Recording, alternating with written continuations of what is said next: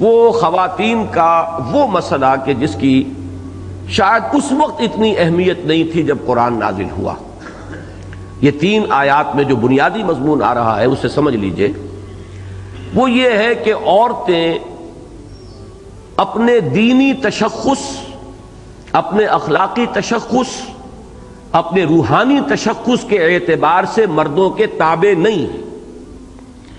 انہیں ایک مکمل تشخص حاصل ہے، وہ مکمل انسان ہے. ان کا عورت ہونا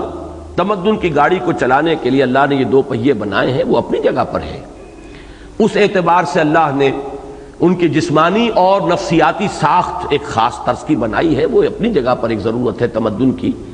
لیکن انسان ہونے کے ناطے نمبر 1 یہ کہ وہ شرف انسانیت میں برابر کی شریک ہے، اس لیے کہ اس میں کوئی پہلو کمی کا ہو ہی نہیں سکتا.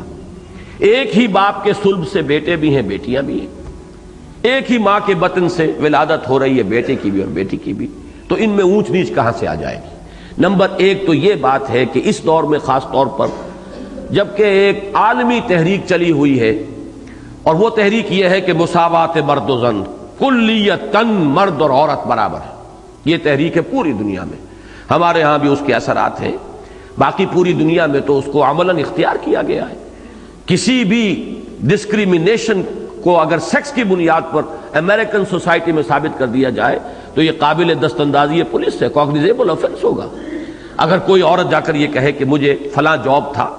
اور میں اس کے لیے فلی کوالیفائڈ ہوں لیکن مجھے اس لیے ریجیکٹ کیا گیا کہ میں عورت ہوں، تو مقدمہ بن جائے گا. وہاں قانون ہے کہ کوئی ڈسکریمنیشن نہیں ہو سکتی، نہ رنگ کی بنیاد پر، نہ مذہب کی بنیاد پر، اور نہ ہی سیکس کی بنیاد پر. پھر یہ کہ یہ لے جس حد تک بڑھی ہے کہ بالکل برابری اور ہر اعتبار سے جو ہے تمدن کی اس پورے نظام کے اندر جب وہ اختیار کیا گیا تو اس سے جو فساد پیدا ہوا ہے وہ اپنی جگہ ہے. لیکن اس افراد کے مقابلے میں اس تفرید کو بھی اگر رکھا جائے کہ اگر یہ سمجھ لیا جائے کہ عورت کا کوئی تشخص ہے ہی نہیں، عورت تو ایسے ہی ملکیت ہے جیسے بھیڑ بکری کسی کی ملکیت ہے، ایسے ہی بیوی بھی ملکیت ہے.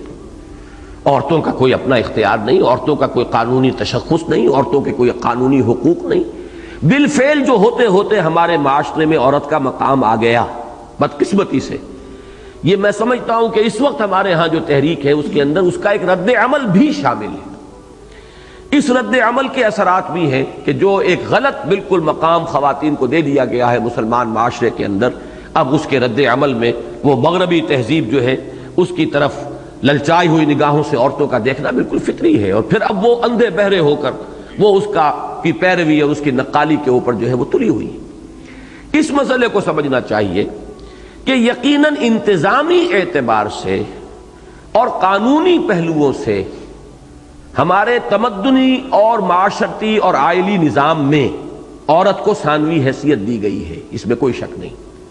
آج ہی جو آیت ہم پڑھ رہے ہیں اس میں کانتا تحت عبدین من عبادنا صالحین، وہ دونوں حضرت لوط اور حضرت نوح کی بیویاں ماتحت تھیں اب ہمارے 2 نہایت نیک بندوں کے.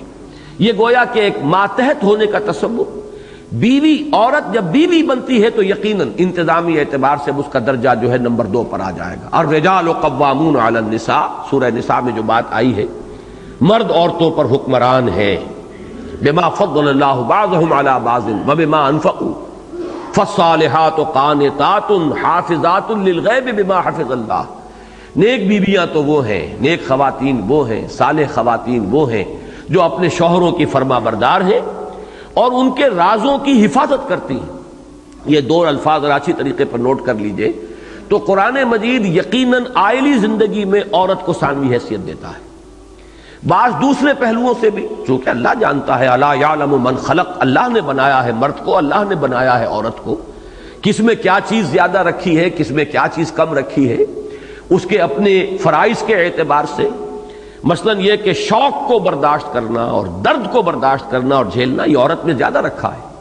اس لیے کہ آپ کو معلوم ہے کہ ولادت کا جو جس مرحلے سے عورت گزرتی ہے، جس قدر شدید درد اسے برداشت کرنا ہوتا ہے، اللہ تعالیٰ نے اس کے لیے مادہ رکھا، تھریش ہولڈ اس کا زیادہ ہے. لیکن جسمانی قوت، انرجی یہ مرد میں زیادہ رکھی ہے. استثناءات ہو سکتی ہے لیکن جو بات ہم کریں گے وہ تو حکم الاکثر حکم الکل کے تحت ہوگا کہ جو اکثریت کی جو بات ہے وہی کل کی بات شمار ہوگی. تو ظاہر بات ہے کہ ایک پہلو سے وہاں کچھ رکھا ہے، ایک پہلو سے یہاں رکھا ہے۔ اسی طرح میرا ایک تجزیہ ہے کہ قانون شہادت میں جو یہ معاملہ رکھا گیا کہ دو عورتوں کی شہادت ایک مرد کی شہادت کے قائم مقام، اور یہ قرآن مجید کی نص صریح ہے، نص قطعی ہے، اس میں بھی اصل سبب کیا ہے کہ مبادہ ایک بھول جائے تو دوسری یاد دلا دے۔ اس سے ذہن منتقل ہوا کہ اللہ تعالیٰ نے عورت میں بحیثیت عورت نسیان کا مادہ زیادہ رکھا ہے۔ کیوں رکھا ہے سمجھ میں آتا ہے، اس لیے کہ جب ثانوی حیثیت اسے اپنی عائلی زندگی میں اختیار کرنی پڑے گی، آپ کو معلوم ہے کہ نمبر 2 جو ہوتا ہے سخت پریشر اس پر آتا ہے، اسے بہت سے مواقع پر اپنی رائے پیچھے کرنی پڑے گی اور نمبر 1 کی بات ماننی پڑے گی۔ فالصالحات قانتات، اگر تو کوئی شے ایسی ہے کہ جس میں دین کی کوئی بنیادی بات آ گئی، نص صریح ہے، یہ شے حرام ہے، تو عورت کہہ سکتی ہے اپنے شوہر سے کہ میں اس معاملے میں آپ کی بات نہیں مان سکتی، یہ اللہ اور اس کے رسول کی معصیت ہے۔ لا طاعت لمخلوق فی معصیت الخالق، مخلوق میں کوئی ہو، شوہر ہو، حاکم ہو،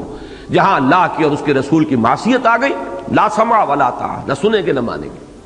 لیکن فرض کیجئے 2 چیزیں ہیں، گھریلو زندگی میں یہ معاملات آتے رہتے ہیں،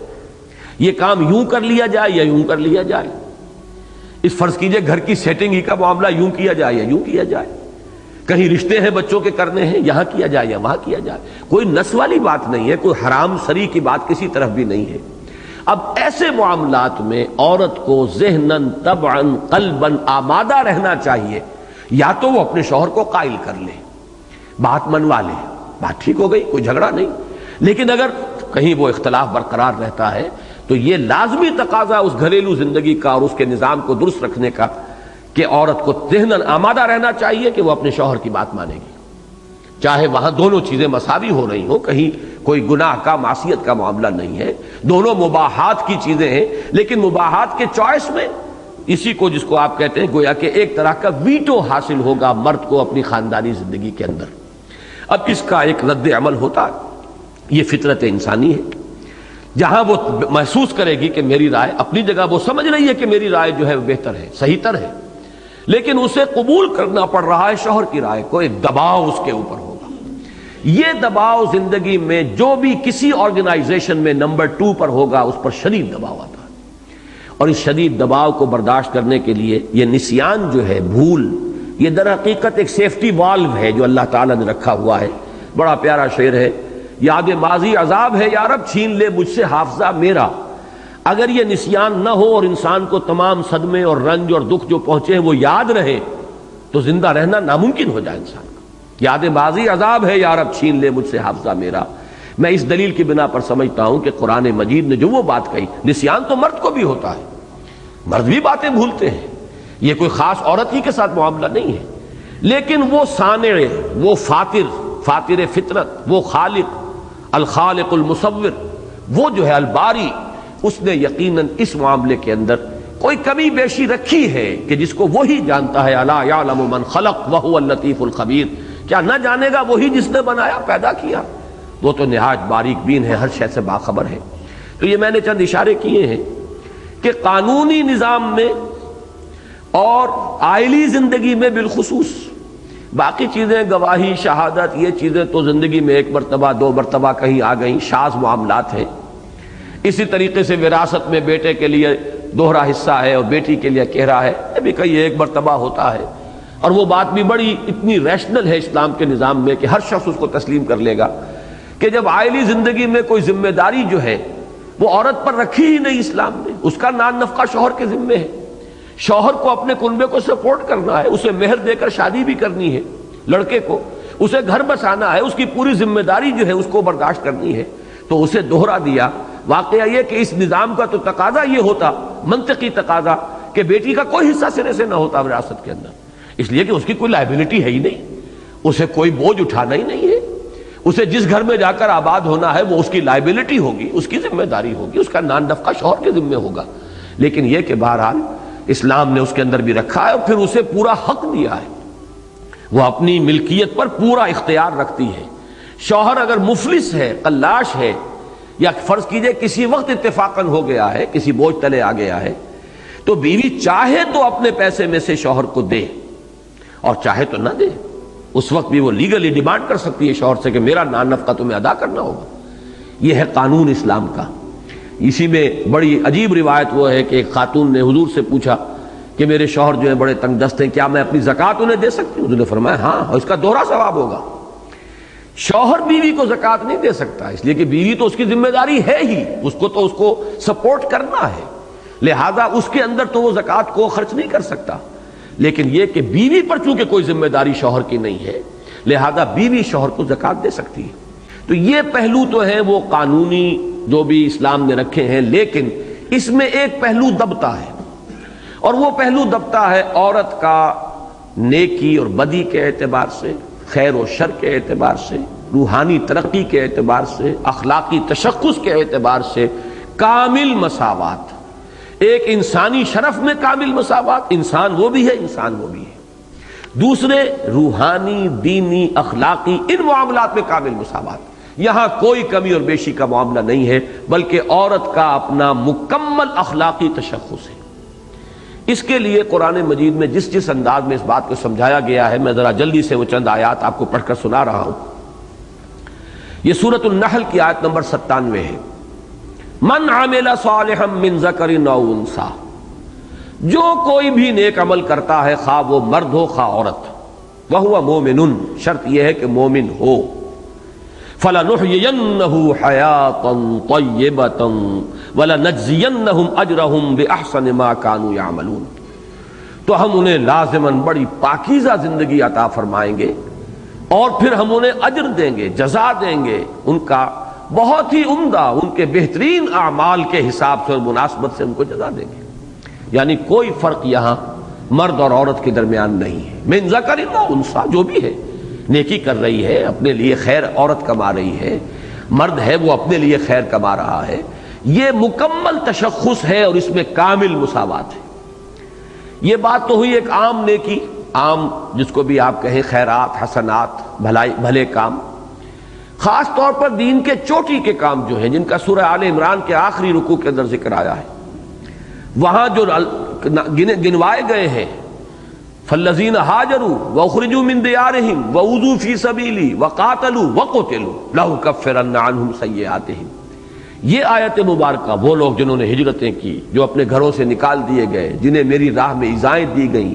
جنہوں نے قتال کیا، جنہوں نے اپنی جانیں دے دی اور قتل ہو گئے اللہ کی راہ میں، ان سے تو ہمارا بڑا بھرپور وعدہ ہے۔ اس سے پہلے فرمایا گیا ہے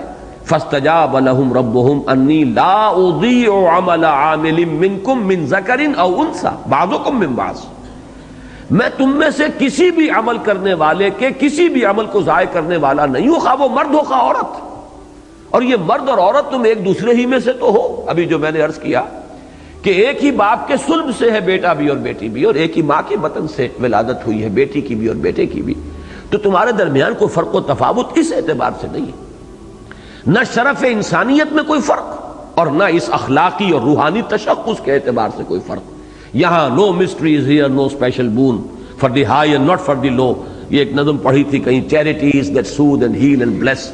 یہ 10ویں جماعت کا ہمارا جو انگریزی کا کورس تھا، یہ نیکیاں بھلائیاں جو ہیں جن سے انسان کو سکون حاصل ہوتا ہے، charities that soothe and heal and bliss are scattered over the feet of man like flowers, یہ تو انسانوں کے قدموں میں بچھے ہوئے پھول ہیں، جو چاہے ان سے اپنا دامن بھر لے۔ بقول جگر پھول کھلے ہیں گلشن گلشن، لیکن اپنا اپنا دامن، وہ دامن عورت کا ہو، وہ دامن مرد کا ہو، نیکیوں کے پھول کھلے ہوئے ہیں۔ تو وہاں پھر وہ الفاظ آئے، no mysteries here no special boon for the high and not for the low, the smoke ascends as high from the hearth of a humble cottage as from that of a haughty palace, بڑا محل ہے، اس کے بھی باورچی خانے سے مطبخ سے دھواں اٹھتا ہے، اور کوئی کٹیا ہے کسی غریب کی، اس کی بھی جو بھی جھونپڑی کے اندر جو بھی اس کا چولہا جل رہا ہے، اس میں سے بھی دھواں تو برابر اٹھتا ہے اوپر کی طرف، چاہے وہ غریب کے محل سے اٹھ رہا ہو اور چاہے وہ کسی غریب کے کسی امیر کے محل سے یا غریب کے کٹیا سے، کوئی فرق واقع نہیں۔ وہی بات یہاں ہے کہ بعضکم من بعض فالذین ہاجروا واخرجوا من دیارہم واوذوا فی سبیلی وقاتلوا وقتلوا لأکفرن عنہم سیئاتہم۔ اسی طریقے سے سورہ احزاب کی آیت مبارکہ بڑی طویل ہے، اس میں بھی اس طرح ان دونوں چیزوں کو پیرلل لے کر چلے ہیں کہ کوئی بھی اگر شائبہ ہے ذہن میں کسی فرق و تفاوت کا تو وہ نکلتا چلا جائے۔ ان المسلمین والمسلمات والمؤمنین والمؤمنات والقانتین والقانتات والصادقین والصادقات والصابرین والصابرات والخاشعین والخاشعات والمتصدقین والمتصدقات والصائمین والصائمات والحافظین فروجہم والحافظات والذاکرین اللہ کثیرا والذاکرات اعد اللہ لہم مغفرۃ واجرا عظیما۔ یہ تمام اعلیٰ ترین خوبیاں، اعلیٰ ترین اوصاف، یہ تمام ممدوح اوصاف جتنے بھی ہیں ان سب کے اندر برابر برابر پیرلل۔ تو یہ روحانی تشخص جو ہے عورت کا، اس کو اچھی طرح پہچاننا اور جاننا بہت ضروری ہے۔ ہمارے معاشرے میں خاص طور پر یہ بات ہو چکی ہے کہ عموماً خواتین یہ سمجھتی ہیں، جو نیک خواتین بھی ہیں وہ بھی سمجھتی ہیں کہ شاید ہمارا دین بھی مردوں کے تابع ہے۔ یہ بات نہیں ہے۔ ہر شخص اپنی جگہ پر، عورت اور مرد، وہ اپنے محاسبے کو خود فیس کرے گی، خود کھڑی ہوگی، خود جواب دینا ہوگا۔ یہ ذمہ داری جو ہے، کسی مرد کی نیکی عورت کو فائدہ نہیں پہنچائے گی۔ ہاں، عورت نے اس کے ساتھ تعاون کیا ہو اس نیکی کے کام میں، بیوی نے اس کے ساتھ تعاون کیا، وہ اس کا اپنا کام ہے، وہ اس کی اپنی سعی ہے۔ لیس للانسان الا ما سعی، جس کے لیے خود اس نے سعی کی ہے، ایثار کیا ہے۔ کوئی اللہ کا بندہ، کوئی مرد جو ہے اللہ کے دین کی خدمت میں لگا ہوا ہے، اور اس کی بیوی جو ہے وہ اس پر جو اپنے تقاضے ہیں، حقوق ہیں، ان میں کمی کرتی ہے، ڈیمانڈ نہیں کرتی اتنا کہ جتنا عام حالات میں کیا جا سکتا ہے، وقت ہی ساتھ بسر کرنے کا معاملہ ہے۔ ایک شخص لگا ہوا دین کے کام کے اندر، تو عموماً شکایتیں ہو جاتی ہیں گھر میں کہ ہمیں کوئی وقت دیتے ہی نہیں، ہمارے پاس تو بس آتے ہیں اور فوراً نکل جاتے ہیں۔ لیکن اگر اس کو کوئی خاتون خوش دلی کے ساتھ برداشت کرتی کہ یہ میرا شوہر جو ہے کہیں اور نہیں جاتا، یہ دین کے کام کے لیے